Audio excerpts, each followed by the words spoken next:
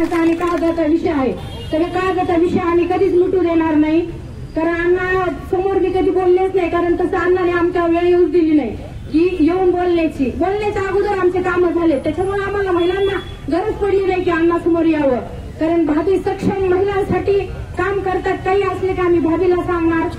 आणि आज अण्णा मी जास्त काही बोलू शकत नाही, पण ज्यावेळेस खरंच एक प्रामाणिक माणसासाठी लढण्याची वेळ येते, मग पुरुषांचं तर मी सांगत नाही, पण महिलांच्या वतीने मी घरी देते की आमचे मंगळसूत्र जरी तुम्ही आम्हाला मागितले तरी आम्ही द्यायला तयार आहे. फक्त तुम्ही लढलं पाहिजे.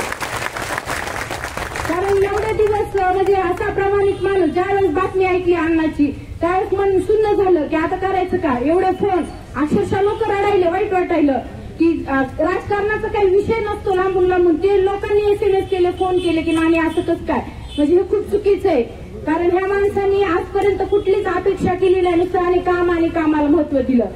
अण्णाच्या बाबतीत एवढं सांगायचं म्हणजे श्रीमंताच्या यादीत कधी अण्णाचं नाव नाही आलं तरी त्यांना चाललं, पण आज महाराष्ट्राचा नॉन करप्शन आणि प्रामाणिक नेता जर कोण असेल तर लक्ष्मण अण्णा पवार आहे. आणि असा नेता तालुक्याला परत लाभला असं मला वाटत नाही.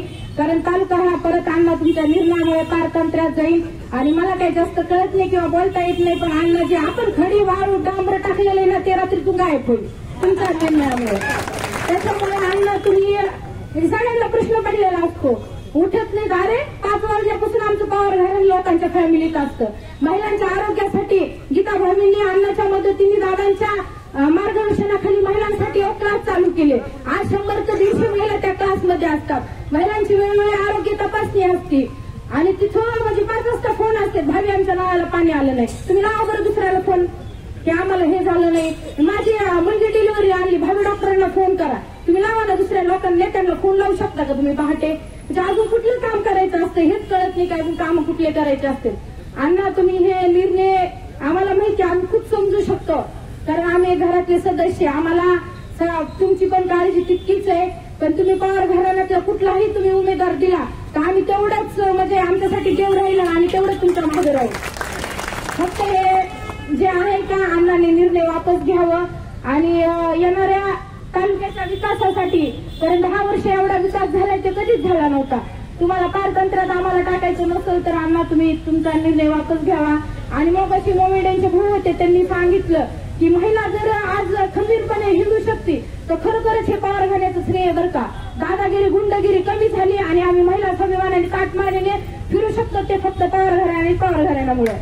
तुम्हाला जर आमची महिलांचं एक स्वप्न हिरून घ्यायचं असेल तर तुम्ही तुमच्या निर्णयावर ठाम राहा. पण आम्हाला जर सक्षम आणि एक आधार द्यायचा असलं तुमचा निर्णय मागं घेता. आणि आम्ही तर नेहमी कायम महिला, कारण पुरुषांना किती दिलं तरी ते कमीच असतं ते माहिती, पण महिलांचं तुम्ही एक जरी काम केलं तरी ती आयुष्यभर लक्षात ठेवते.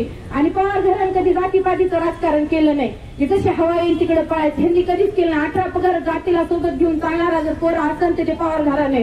कारण प्रत्येक गोष्टीला सगळ्यांच्या कुठलाही समाज पाठीमागं राहिला.